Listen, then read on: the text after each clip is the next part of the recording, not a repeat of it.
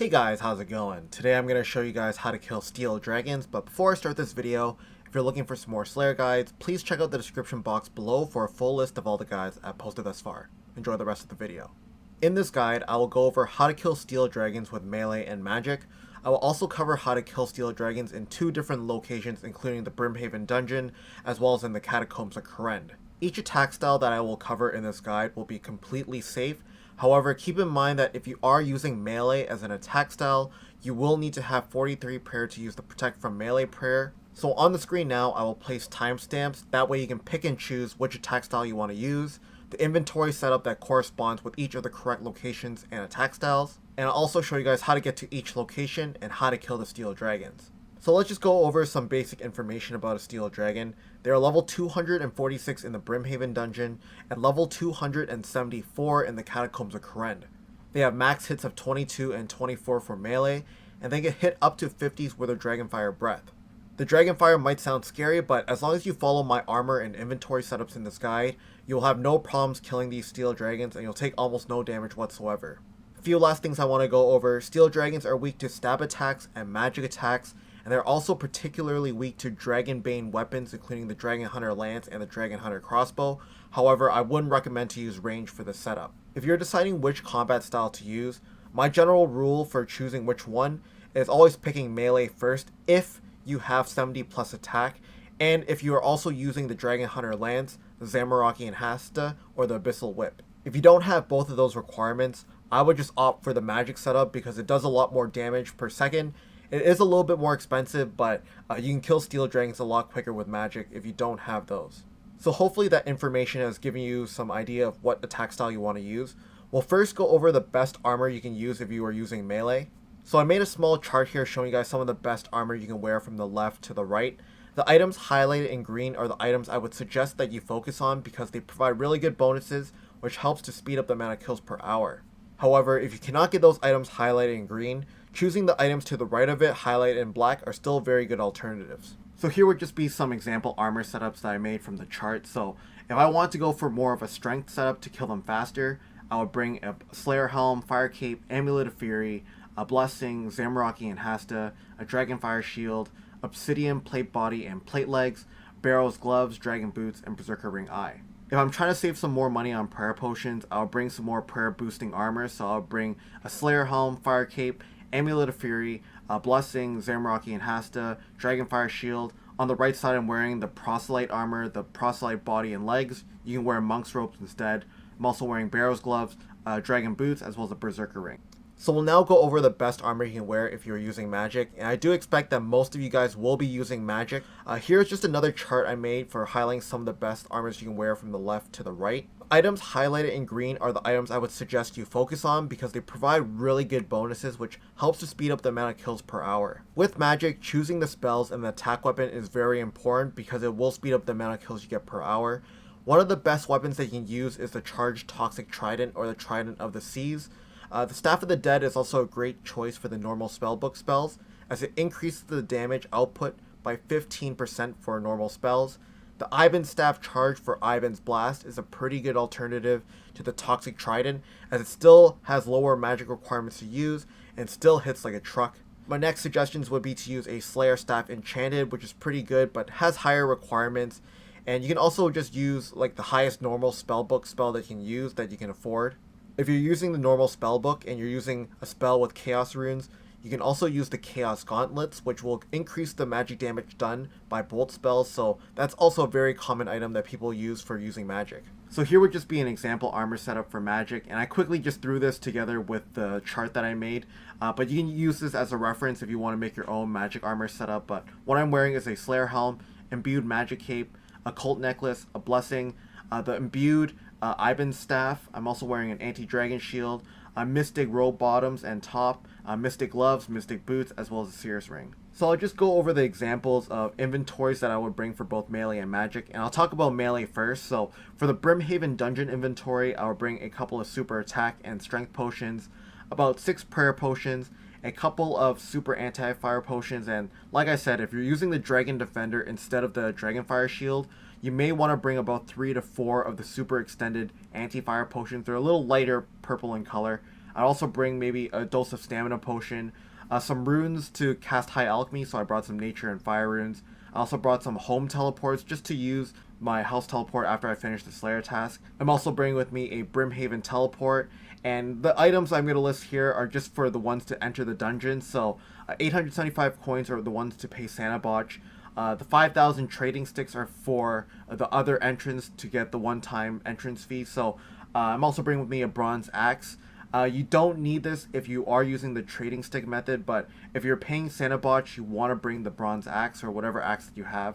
And finally, just a couple of food in case you get damaged. For the Catacombs of Kourend, I'm just bringing a couple of super attack and strength potions, about 6 prayer potions, a couple of extended anti-fires, a dose of stamina, some nature and fire runes, some teleports to house just to teleport out of the Catacombs of Kourend, as well as a couple food just to heal. Now I'm just going to quickly go over the magic inventory examples, and like I said, your inventory may look a little bit different than mine because you might bring some different runes, but for the Brimhaven Dungeon inventory, I'm bringing some death runes and fire runes for Ivan's Blast.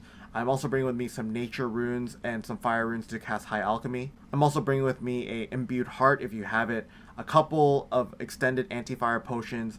I'm also bringing with me a prayer potion, a couple doses of stamina potion, and these next few items are just for entering the actual Brimhaven dungeon. So if I'm taking the main entrance for Santa Botch, I'm going to be bringing 875 coins and a bronze axe.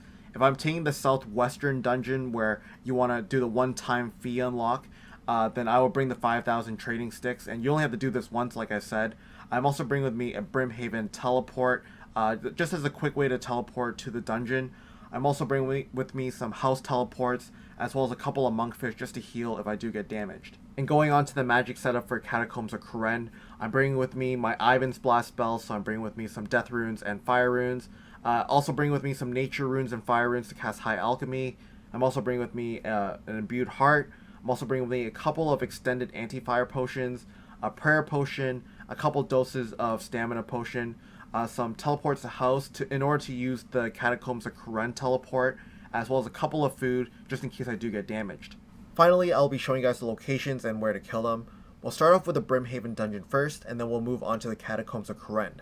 So I'll just pull up the world map, that way you guys can see where I'm pointing to. So the quickest way to the Steel Dragons is by using the Taibo 1-Eye teleport scroll and then running west to this dungeon right here. In order to use this dungeon, however, it costs 5,000 trading sticks and you'll need to pay a person named Banisach. It's a one-time fee. You can buy these trading sticks from the Grand Exchange for about 50,000 coins, so it's not too expensive. If you're an Iron Man, you can also participate in the Taibo 1-Eye cleanup game, which I'll link in the description box below how to get those trading sticks if you're an Iron Man. So like I said, the quickest way is by using a Taibo 1-Eye teleport scroll and then running west. The next fastest option is using a Brimhaven teleport tab and then just running south. The next best option is by using the fairy ring code CKR and then running northwest to the dungeon. If for whatever reason you don't want to use this dungeon shortcut, you can also just use the main entrance to the Brimhaven dungeon and paying 875 coins to Santa Botch right over here. The fastest way to the entrance is using a Brimhaven teleport tab that will get you right over here, and then running south. The next quickest way is by using the charter ships around RuneScape to Brimhaven, which once again I'll link in the description box below all that information so you know how to use charter ships. The next closest way I would say is to use a glory teleport that will teleport you right over here and then just running west, enter the gate, and then just running right to the dungeon. Just make sure that if you are using this entrance, make sure to bring 875 coins and an axe with you. I always forget, so just make sure to bring those. So I'm just going to be showing you guys one route on how to get to the Steel Dragons, the one that everyone can access without any requirements. So from the entrance, what you want to do is you run one west. There will be some vines right over here that you need to cut down. All you need to do is run west, past the first entrance, and then go into the second passage here where it says Moss Giant. And you just follow along with my mouse. But there shouldn't be anything too dangerous. Right when you hit the lava, there will be some stepping stones that you can use. You can just cross the stepping stones and then you'll be on the other side of the lava. And once you get past the lava, what you want to do is just keep running south. The monsters might be aggressive to you, but they don't hit that hard. But what you want to do is just keep running south. Just follow my mouse past the fire giants, and you'll find that there's another bunch of vines here. So like I said, if you have the axe, you can cut through the vines and then keep running east, and there'll be some more vines here.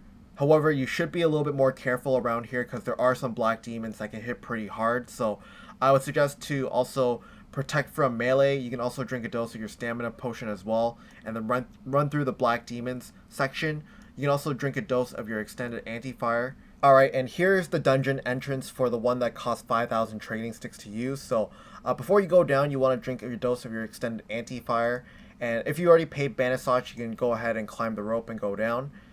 It's very close to the steel dragons. All you need to do is run west through the black demons, and you'll end up in the iron and steel dragons room. You can kill the ones there, or if you want a more isolated place, go to the Slayer only room. There's iron dragons right here. There's also steel dragons right here, as well as bronze dragons right over here. So hopefully you picked a route on which way you want to get to the steel dragons. So I'm right now going through the black demons room, like I said, and here's the room with the iron and steel dragons, which I prefer not to use because they're just so mixed and they are very aggressive to you. But all you got to do is hug the west side of the wall here, and you'll find a crevice that you can enter. And here's the Slayer only iron and steel dragons. So there are iron dragons to the north side, and to the south side are the steel dragons. So if you're using magic, you won't take any damage because the anti-dragon shield along with the extended anti-fire negates all the dragon fire breath. So you can just go ahead, safe spot them, and kill the steel dragons. If you're using melee, you can go ahead and drink a dose of your super combat potion or your super attack and strength potion. Turn on protect from melee and preserve if you have it, and then you can just go ahead and attack the steel dragon, and you won't take any damage once again because the extended anti-fire along with the dragon fire shield, you'll take no damage at all. So if I'm missing anything from this location, you guys can leave it in the comment box below, but let's go ahead and show you guys the Catacombs of Kourend location. In order to get to Zaya, you will need to first have the Client of Kourend quest completed before accessing this location. Once you have that quest completed, there are many ways to get to the catacombs, so I'll show you guys on the world map where I am.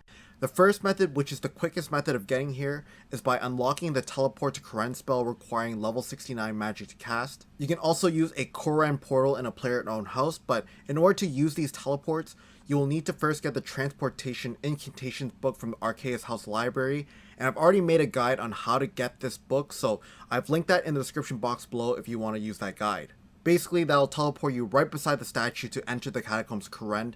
Another way of getting here is also by using the redirection scroll that you get from Nightmare Zone on a teleport to house tab, and then redirecting it to Kourend requiring level 25 construction to make. That'll teleport you just south of the Hosidius house right over here, and then what you want to do is you just want to run all the way northwest until you hit right here in the Kingdom of Great Kourend. The next quickest option is by using the Xerix Talisman to teleport to Xerix Lookout. All you want to do is just want to run north and then northeast until you hit this Kingdom of Great Kourend. And one of the final ways of getting here, which is just simply going to Port Sarim and then talking to Veils on the most southeastern dock. He'll bring you just right over here to the Pisarilius house, and then all you want to do is run all the way west until you hit the Great Kingdom of Great Kourend. So once you get to the statue, what you want to do is you can drink a dose of your extended anti-fire potion. You also might want to turn off auto retaliate just so you don't get attacked by any of the monsters down there. Then you go ahead and just go down.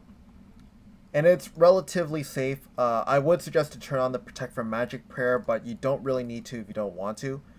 But you might take a little bit of damage. That's why you have a couple of food just to heal in case. But for the most part, it's not too dangerous. You might want to protect from melee from the Hellhounds, but they don't do too much damage. It's the dragons that do a little bit more because the magic attack is pretty strong. So like I said, you want to go just south of the red dragons here, the brutal red dragons. And as long as you have auto retaliate off, you'll be able to use these jumping stones. So you just want to climb over each one. And you're going to you have to click on each individual one to jump over the stones, which is kind of a pain. And once you get to the last one, you can go ahead and just kind of click over here and you'll run past. So if you're using magic, you want to be out of melee distance, and that way they only farcast you. If you stand too close, they'll melee you and you might get hit 24. So stand a couple squares away from each one. And as long as, like I said, if you have the extended anti-fire potion along with your anti-fire shield, you won't take any damage whatsoever. If you're using magic, you can go ahead and put on whatever spell that you have. So I'm using Ivan's Blast. You can also turn on auto retaliate. And then you can just go ahead and start killing the dragons. Very simple. You can also turn on your imbued heart if you have it. But that's how you use magic. Like I said, just stand a few squares away. You won't take any damage. If you're using melee, you're going to want to also turn on your protect from melee prayer. You can also turn on preserve as well. drink a dose of your super attack and strength potion. I'll just show you guys an example, but I would turn on my protect from melee. So if I'm using melee, for example, you want to make sure to have your protect from melee on, or they'll hit 24s on you. But very simple. You can just go ahead and start attacking them. Each dose of your extended anti-fire potion only lasts for about 12 minutes. If you're using the Dragon Defender with the super anti-fire potion, those potions only last for 6 minutes, so you really have to have a timer. Make sure to take a look at your chat box to see when your anti-fire potion is about to expire. If I'm missing anything, like I said, make sure to leave it in the comment box below. That way I can comment back and reply to you guys, or other people can reply back with their own little 2 cents on how to kill steel dragons. So anyways, guys, that's about it. Thank you guys so much for watching. I hope that you guys enjoyed. If you can, make sure to leave it a like. That way more people can find this video and it'll help them out. So anyways, thanks for watching. I'll see you guys later. Bye.